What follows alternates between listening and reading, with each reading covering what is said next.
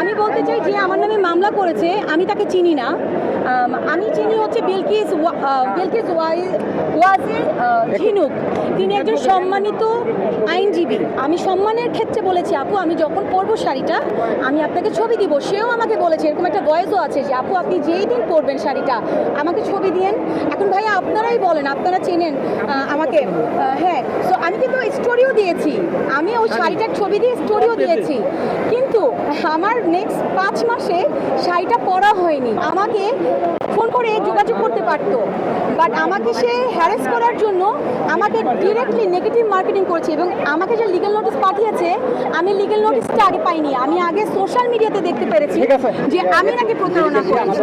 আদালত আমাকে ন্যায় বিচার দিয়েছে এবং সামনে আদালতের প্রতি ডেফিনেটলি আমি অনেক কৃতজ্ঞ। আপনারা কিন্তু সত্য মিথ্যা বুঝতে পারেন, তো আমি আশা করছি অ্যান্ড আই হোপ যে আপনারা সঠিক তথ্যটা তুলে ধরবেন।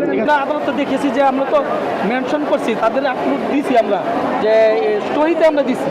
হয়তো আমার ছবি শাড়ি পরে যে পিকচার দেওয়ার কথা ছিল, এটা আমি একবারে বলছি যে আমি সময় মোতাবেক আপনি যেহেতু আইনজীবী পরিচয় দিতেছেন আপনি আপনার এটা করে দেবো, কিন্তু আমার সময় সুযোগ কোথাবে আমি কোনো নির্দিষ্ট সময় দিই না। সেই জন্য আদালত সন্তুষ্ট হয়ে আমাদেরকে জামিন মঞ্জুর